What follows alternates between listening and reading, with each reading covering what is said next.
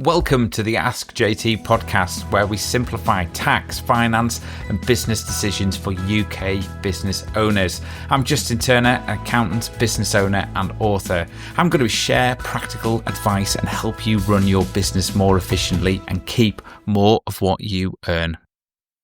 Welcome back to the Ask JT podcast. I'm Justin Turner. Today, we're going to tackle one of the most common questions I get asked from landlords and property investors. Should I buy my rental property through a limited company, or should I just hold it personally? There's lots of misinformation floating around about this, and you've probably heard people say, you'll save loads of tax if you do it through a company. But the reality is a little bit more nuanced than that, and I want you to really arm you with proper understanding.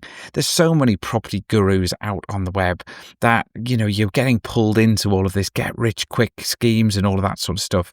But I've been a property investor for several decades now, and in my view, there aren't really any get rich quick schemes.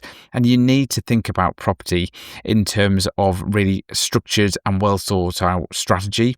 So in this episode, I'm going to walk you through kind of when it makes sense to use a limited company, when it doesn't, and the key differences. And I'm going to do all of this magically in plain English.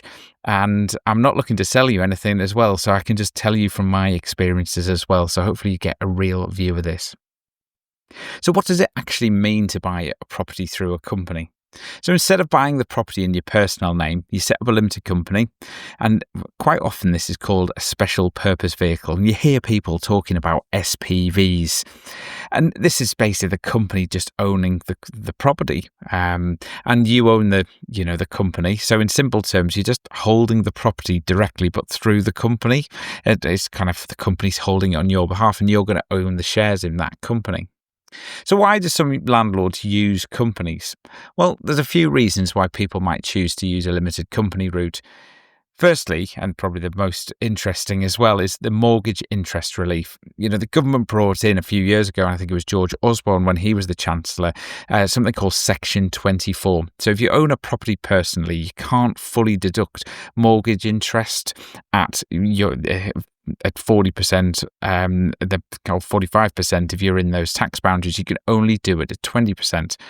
Companies, however, can still fully deduct mortgage interest costs as an expense. The next point is about lower corporation tax. Companies pay corporation tax at either 19% or 25%, depending on the profit levels. This is a little bit complicated because we've got marginal rates of corporation tax. But the easiest way I always explain this to people is that the first £50,000 of profit, you're going to pay 19%. Between £50,000 and £1 up to £250,000, you actually pay an effective tax rate of 26.5%. And some clever person at the government thought it would be really a good idea to introduce something called a marginal fraction into helping people calculate their corporation tax. But ultimately, a lot of landlords, the profits at the start, they're going to be well within that £50,000. So it's far better than actually paying your 40 or 45% personal income tax by using it in a company. The next point is about profit retention. Is you can leave profits in a company to reinvest for the future, which is really, really useful while you're growing your portfolio. I should note that there are some downsides to both kind of corporation tax and this profit retention, which I'm going to come on to as well. Next point is about flexible ownership. It's often easier to split or transfer shares in a company than it is to physically split property ownership, which can help with family planning and succession. You do need some professional advice about kind of succession planning and IHT. There are very specific rules on property companies that there's certain tax reliefs that they can't get access to. You might have heard of like entrepreneurs relief or business asset disposal relief. These kind of things aren't really available to property businesses. So you do need to think about that. And I suppose that brings me on to this next point, which is succession planning. Being able to pass company shares to children can often be simpler than actually passing the property assets themselves. I've had a couple of wins over the years where we've developed property structures and we've been able to bring children on as shareholders, usually grown-up children, but basically helping kind of build family wealth as well. But again, you probably need some professional advice at that stage as well. But there are some downsides to all of this as well. We can't just have this kind of brilliant tax saving structure. And I often say to people that with most tax planning, there's always a downside. And there's always something that you have to compromise on. It's the same here as well. Well, kind of what are these downsides, I suppose? Well, firstly, you've got annual accounts to do, corporation tax returns and company's house filings, and that generally leads to higher accountancy fees. My day job is I run an accountancy firm, and I often say to clients, look, you need to be really doing more than one property through this limited company to kind of make it pay for itself. So you do have to kind of bear that in mind, and the rules and kind of regulations are changing as well. So you won't be able to file your own accounts on the company's house website, and you've got to use third-party software as well. Next downside, mortgage rates for limited companies are typically higher. Lenders will ask for personal guarantees, and they could charge, well, quite often they do charge higher arrangement fees as well. There's also the potential for kind of double taxation. The company's going to pay corporation tax, and then you're going to pay personal tax when you take out the dividends. When you have mortgage finance costs, like mortgage costs in a company, it's great because you can obviously deduct those full costs from the profit, which you can't do personally. And I did an exercise with one of our clients who was a 40% taxpayer. And actually, even if he was to take all of the money out of his company by way of a dividend, that because he's not getting restricted on those finance costs, he's still actually better off. But what you can find is if you imagine you've got a situation where you've paid 19% corporation tax, dividend taxation for a 40% taxpayer is 33.75%. You're on the surface, when you kind of put those two percentages together, you're like, hang on a minute, Justin, I'm paying over 50% tax. And that's absolutely true. I think it's really important to understand that when you're not taking the money out of the company and you're building something for the future, and you're just kind of keeping those retained profits in the company and paying 19%, this works incredibly well. If you've got a lot of mortgage finance costs, then it is a good idea to put them through a company, because actually the tax rate, there is a saving to be had as well. It's very, very complicated, these finance costs under Section 24. So I think you've got to think about this. And again, it's probably a case of getting some professional advice as well. The other thing to mention is companies don't get a capital gains tax allowance. You pay the entire tax on any gain that you're going to make. So where individually you would get £3,000 a year towards capital gains, a company's not going to get this. So you do need to bear that in mind. The other downside that I can think of is that if you're looking to transfer existing properties into a company, it's likely to trigger stamp duty, land tax and capital gains tax, unless you qualify for certain kind of very limited reliefs. There are schemes available where you can get properties into a company. They, again, with all tax planning, they come with drawbacks to them as well. You're potentially, passing the gain off to the future if you're using one of those schemes, and they take a few years to kind of get put in place as well. And HMRC are starting to have a very closer look at some of those schemes available. But if you've got existing properties and you're thinking about getting them in the company, my top kind of bit of advice to do is do a calculation. How much stamp duty, land tax have we got to pay? What's the capital gains charge?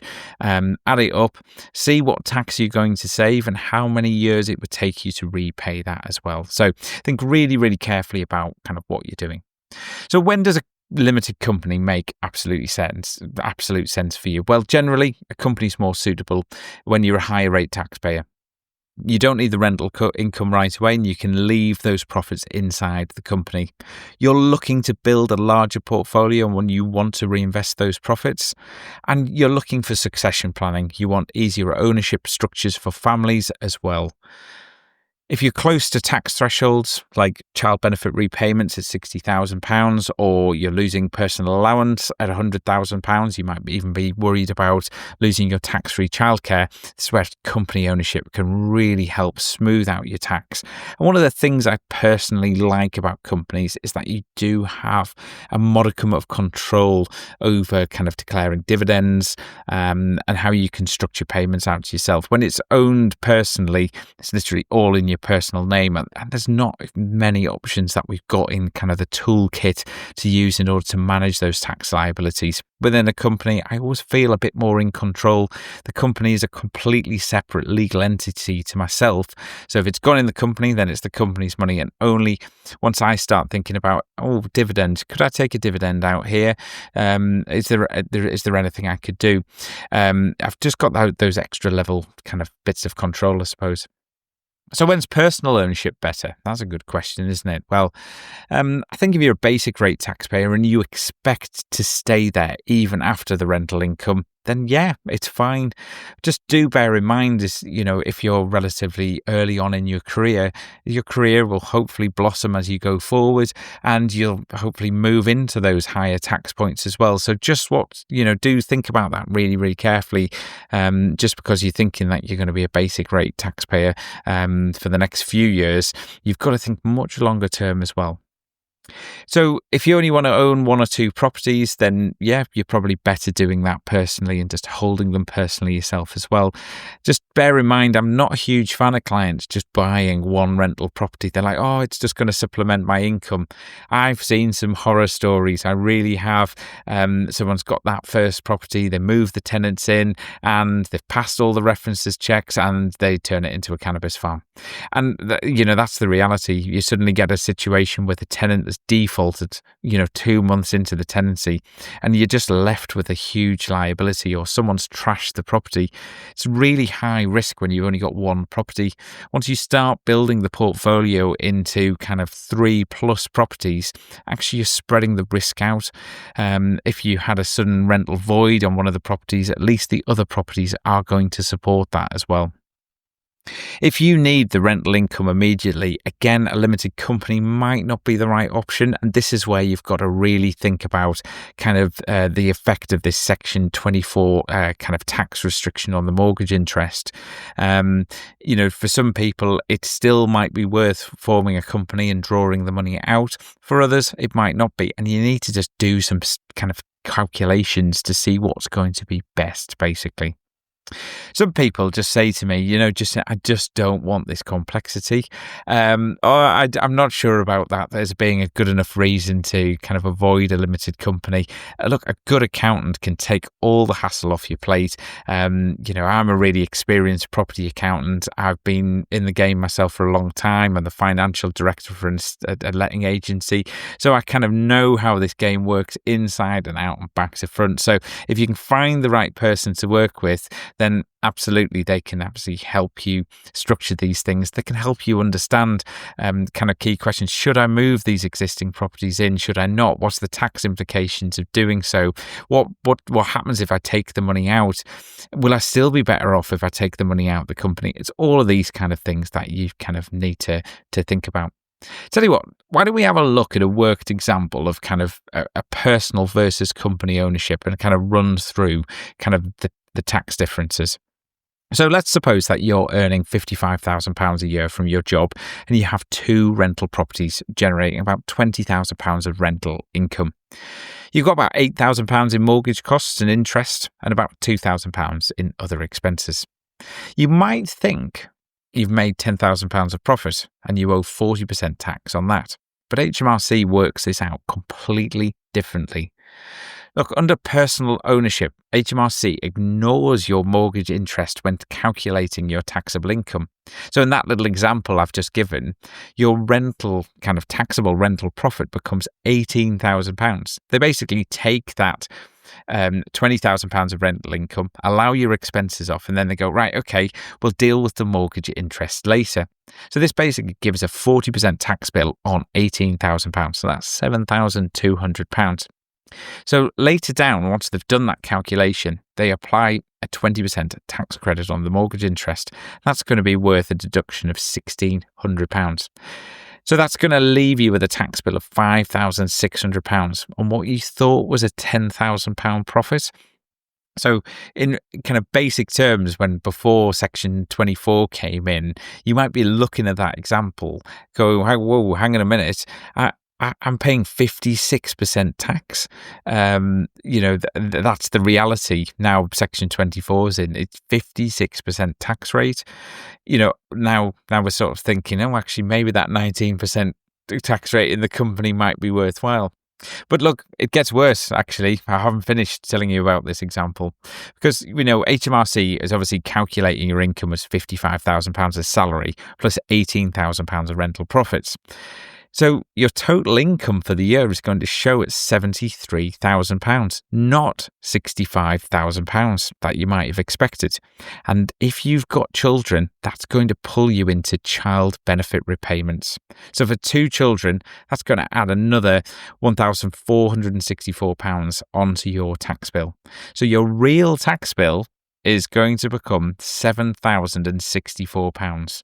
So I know this is crazy, but HMRC is basically getting 70% of your actual profit. Is the company sounding more appealing by any chance now?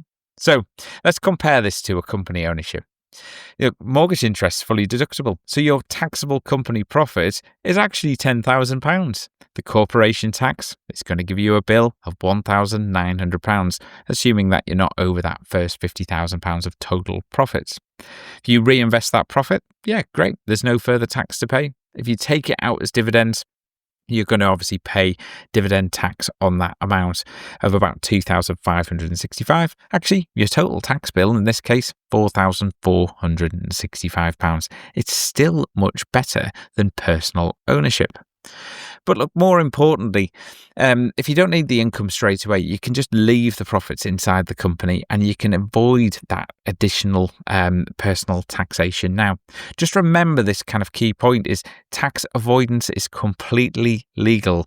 Tax evasion is illegal. And all you're doing is planning your tax and you're avoiding tax with kind of well-known legal and perfectly acceptable structures, and you're using a limited company. Lots, I think there's the millions of limited companies registered in the UK. So you're just using a normal company structure. So what about transferring those existing properties into a company? Well, this is where it's going to get complicated. Moving existing properties into a company is going to trigger capital gains tax and stamp duty land tax, because HMRC is going to treat it as if you've sold the property to your own company. There are some reliefs available if you're running a large portfolio, but a genuine, that has to be a genuine business. But they're not automatic. HMRC watches these cases very carefully, and you absolutely need tax specialists before even attempting this. So, should you use a limited company? What's the short version? If you're growing a portfolio, don't need the income immediately, and you're a higher rate taxpayer, limited companies are going to work really, really well for you. If you're buying 1 or 2 properties and you need the income now, probably personal ownership is probably simpler, more tax efficient. It all comes back to your future plans and income needs, and also your family situation as well. This is definitely not a one-size-fits-all kind of decision, I suppose. But look, just very quickly to wrap up, I'm hoping this episode of the podcast is going to give you a clearer sense of how company ownership works for buy-to-lets. If you need help running the numbers or getting proper advice before you commit, speak to those specialist tax advisors who deal in property structures. We help landlords like you make these decisions all the day, whether it's personal ownership, company structures, or a mix of both. So there's lots of people out in the marketplace. Just ask for some recommendations of who you can use. Anyway, thanks for listening to this episode of the Ask JT podcast. I hope you found it useful. If you're looking for more information or how to engage with me further, I've got loads of content on my YouTube channel, which my handle is @ask_JT. Or if you visit askjt.co.uk, you'll find my blog on there, which I've got some other interesting articles that you might be interested in reading. Okay, thanks for now. See you next time. Bye. Thanks for listening to the Ask JT podcast. Subscribe for a weekly episode. And if you found this useful, share it with a fellow business owner who might benefit.